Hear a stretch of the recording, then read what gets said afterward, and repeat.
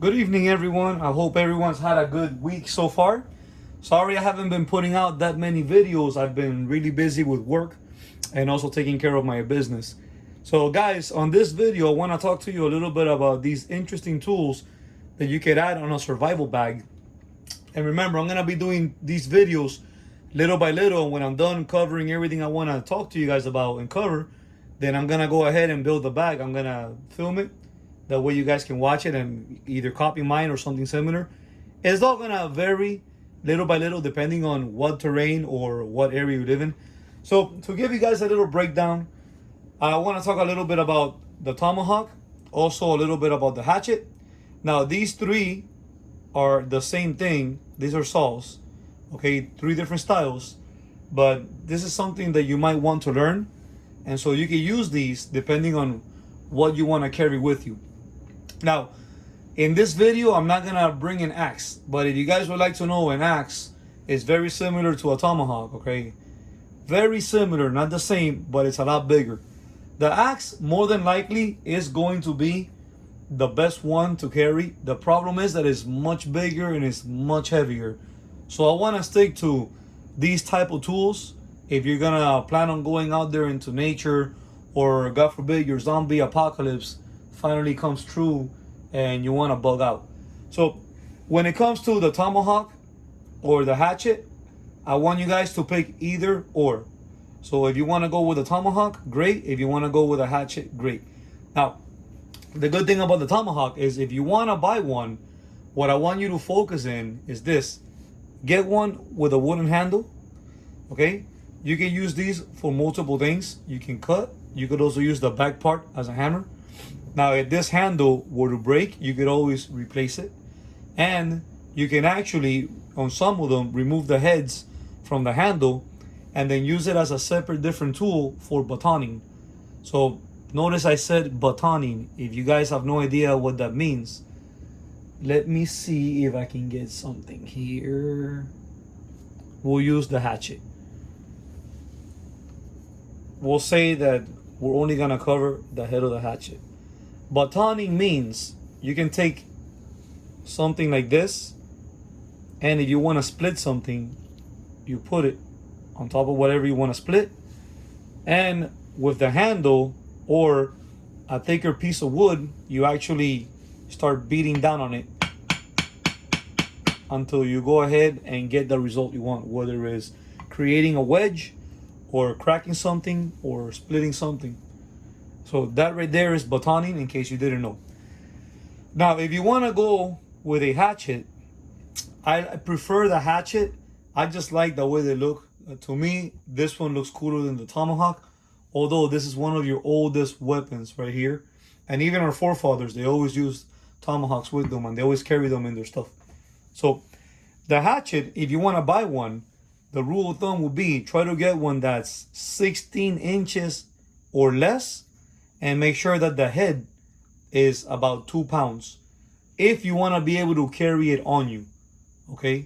If you want to get a bigger one, that's fine. Just remember that when you're packing for the outdoors or for survival or for whatever you want to do, weight is always going to be your enemy, because it just gets heavier and more uncomfortable, and it's just not a good thing to have, and it just becomes a pain in the butt the longer you stay out there. The whole point of these things is to educate you and help you make better decisions when it comes into buying tools. So the day that you have to use these tools, you can at least use them safely, or you can have a little better knowledge of what to carry with you to make wherever you're going or however long your trip is going to be a lot easier and smoother. So now another tool I want to talk about is your saw.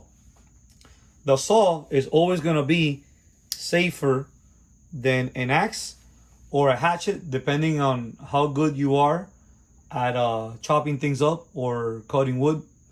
So when it comes to the saw, you have three different kinds right here. Me personally, this one I use for hunting. Now the ones they sell at your regular stores, whether it will be a Bass Pro Shop or a Cabela's or maybe a Dick's Sporting Goods. I'm not really too sure about Dick's Sporting Goods because they went liberal years ago. So I don't really know where they stand at now, since I haven't been in there in a couple of years. This will be the most common one you can find. And so it's very easy to use. All you do is you put one finger here, you put another finger here, and whatever tree or branch you want to cut off, put it around it and just go up and down and put a little bit of weight on it, and it's going to cut it off. Something like this will run you about $9 or so. Now, if you want a little bit more of a heavy duty one, you can get yourself this type of saw. And this one's going to be the same concept. But if you notice, look how much rougher these teeth are. Exactly like a chainsaw. So with this one, it's going to be the same concept.